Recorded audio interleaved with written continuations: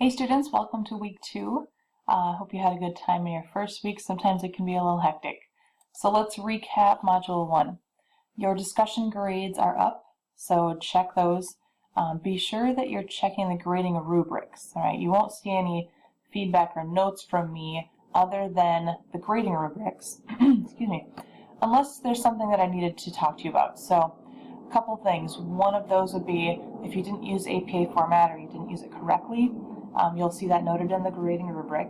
Or if you posted your post as an attachment, I don't want that to happen in the future because your fellow students are very unlikely to actually read that.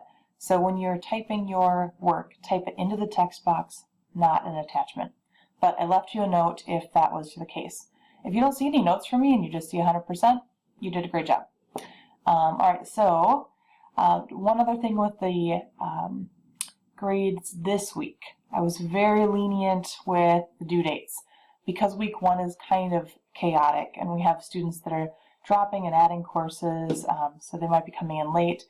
You did not lose any points for a late discussion post this week, but that's it. I just want to be really clear that I'll be very stringent with that going forward. So in modules 2 through 11, make sure that you are always paying attention to the calendar because you will lose 10% per day. So if you were supposed to have your discussion in on Tuesday, but you actually posted on Thursday, that'd be a 20% loss for you. With one caveat, absolutely nothing counts after Saturday. Not a post, not a reply, nothing. And that's for a fairly good reason. Discussion posts are supposed to be discussions, right, back and forth between you and your peers. And posting after Saturday is kind of like walking into an empty room and stating your position. There's no one there to listen to you. So nothing counts after Saturday from here on out, but you will be subject to that 10% per day rule if you do end up doing something late. I mentioned APA format already. If you received a 9 out of 10, you probably missed your APA citation. So check that in the grading rubrics, and I'll run through that in just a moment as well. Quick recap on the quiz scores. If you haven't taken it yet, you'll notice that there's a 0 entered. Right? You missed the due date, so you're going to have a 0 entered there. You can take quizzes late. Even if there's a 0, you can still access and take it late, but the same rule applies. It's going to be deducted 10% per day. So if you took your quiz late and you still see a 0% there after you completed the quiz, send me an email because I have to manually enter your new grade then.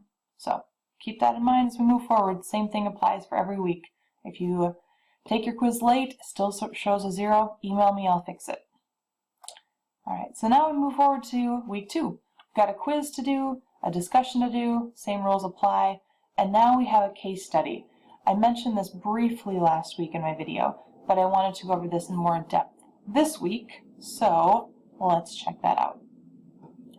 This is a good example of what I would expect your case study to look like.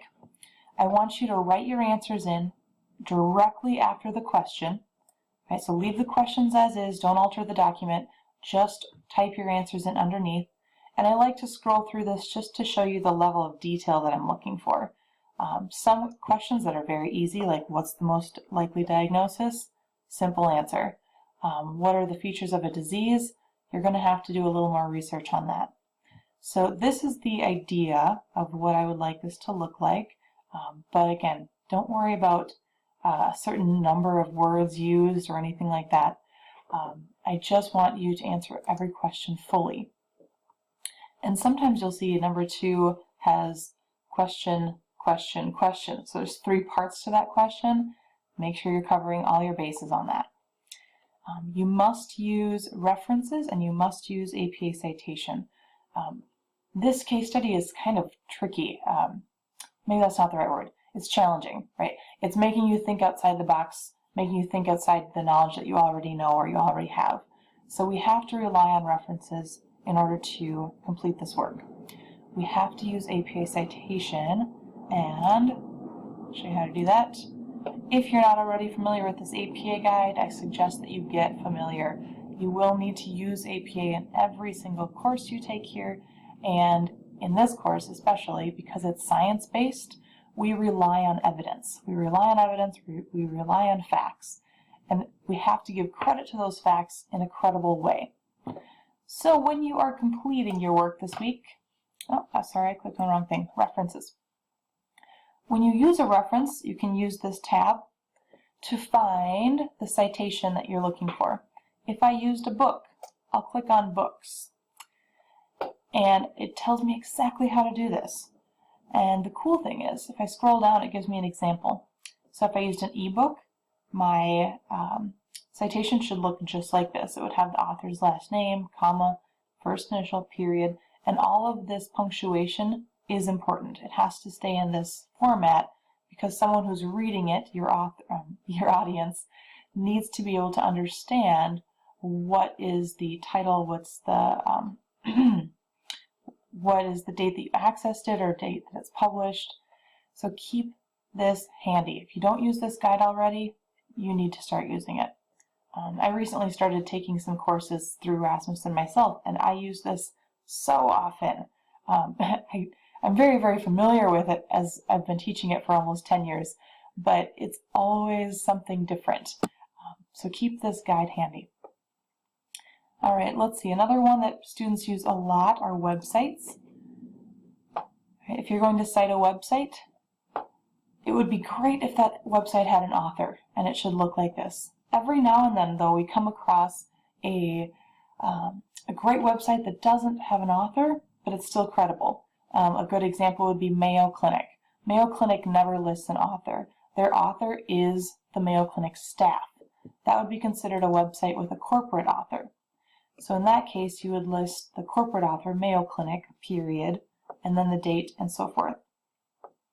If there's no author, or if there's nothing listed, it doesn't say staff or physician group or something that looks like it came from a professional, it's probably not a good source. So reevaluate that before you use something without an author. And certainly blog posts and Twitter posts are generally not going to be used in a science course. You might use something like that for an opinion-based course or theory-based course, but something like anatomy and physiology, we can't really rely on social media to spread good information, as you probably already know. Okay, so that's basically what I had in mind for you today. One last thing about your references. Some students like to type their references right underneath, so it might say Mayo Clinic, and then date and so forth here. And that's totally fine if you want to do that. It helps you keep track of where you got your information from.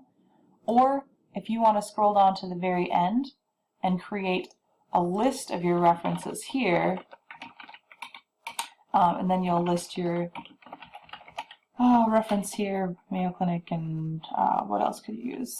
NIH, and you list these out in APA Florida at the end of your paper, totally fine with me.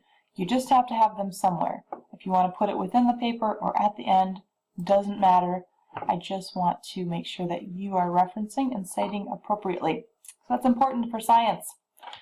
Okay, let me know if you have any questions, and I will see you next week.